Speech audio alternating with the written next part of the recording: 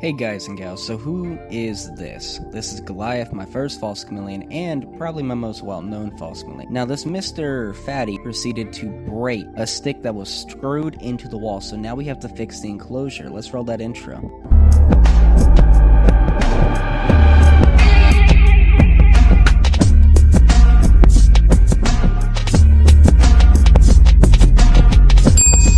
So this is a little bit of a better view of the enclosure before we destroy everything, then snap.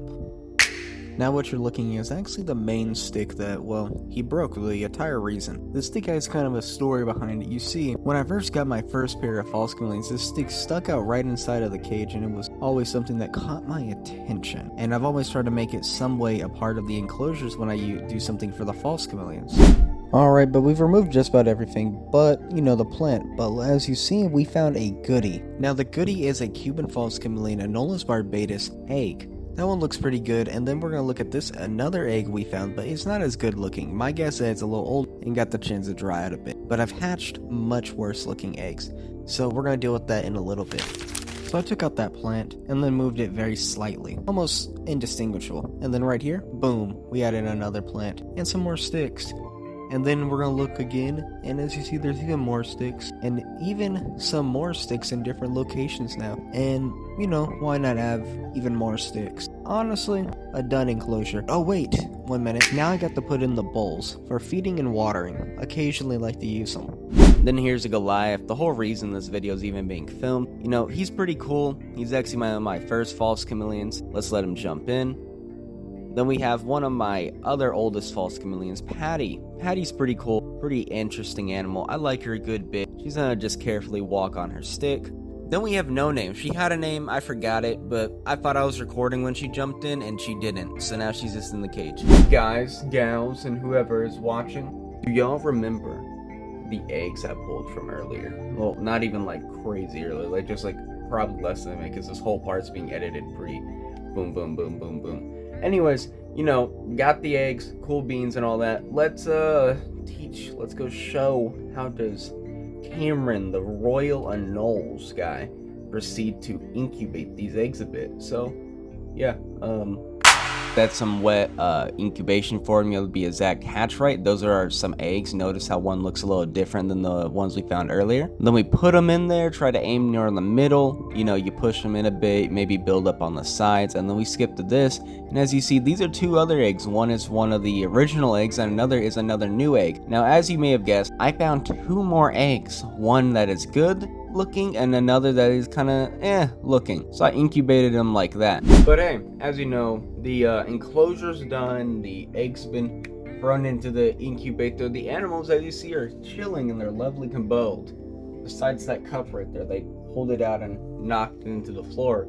How typical of these large anoles to mess up beautiful things we work on, buddy.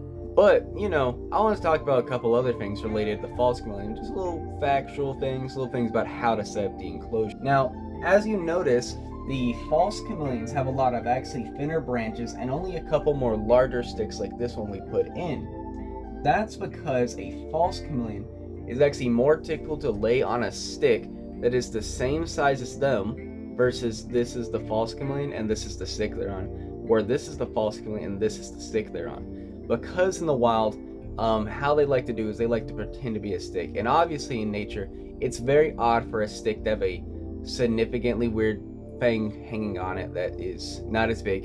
And as you know, they have long arms, because that's meant to wrap around occasionally and hold on a little better. And you can't do that if the stick is bigger than you. So when it comes to setting up your enclosure, I do recommend having a larger log for opportunities, and as well larger logs are pretty good for anchoring in other sticks, because this is more so just for design purposes, and this one right here is just for them to be a little lazy, to bask under the light, not have to try it all, and just move around different textures to play with their nails, so they cut up their nails naturally. Because if you look right here in the back corner, you have Miss Patty. Miss Patty's on a stick that is, whipped to her body. You have Goliath here hanging on that green vine, putting a little bit of pressure on that stick that is the width of his body, hanging on a vine that is actually thinner than his body. Then on over here you have Little Miss No Name. You can't see her because how this is angled, but she is laying on a stick that is just a little wider than her body. But as you see, they could easily choose to go onto this stick like he's doing right now. But as you see, they're rarely and more comfortably in most situations laying on sticks like this.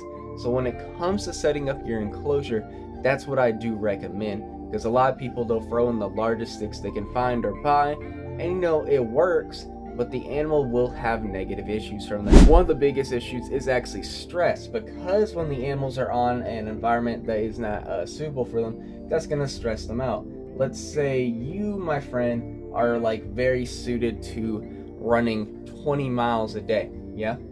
And you can do that every day of the week, no big deal. That's you, right?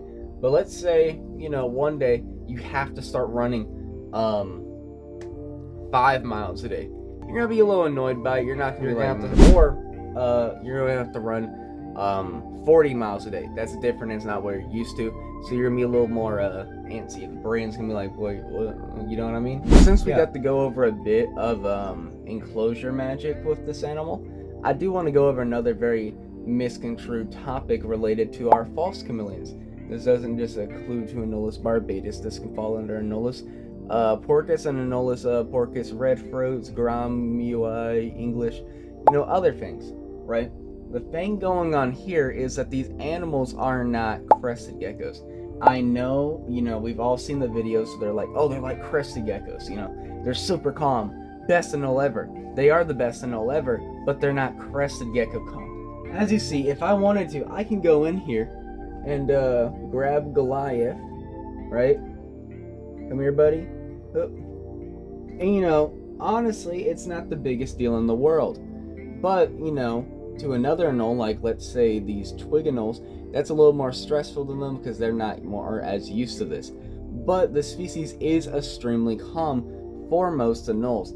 Issues is we take that and we say, oh, they're super calm. It doesn't matter, because he much more would prefer to go and chill inside of his cage and relax with his girlfriends, or just chill by himself, because they are solitary creatures and do hang out pretty well occasionally when you get them going properly.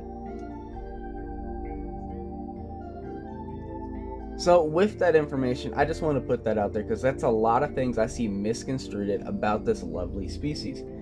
Granted, it's not a bad misconstruction because it really I can see where the logic is lodging, because they are pretty calm, they're pretty docile. I mean, you've seen the videos, they'll eat from my hand, and that's just to put it out there. They are calm, they are this and that, but we need to remember they're not crested geckos.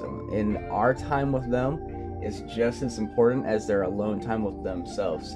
That's why we should be more warranted about just letting our little guys chill out in their home, make their home as comfortable as possible to them, and just make them our priority. Remember, we're here for the animals and not us.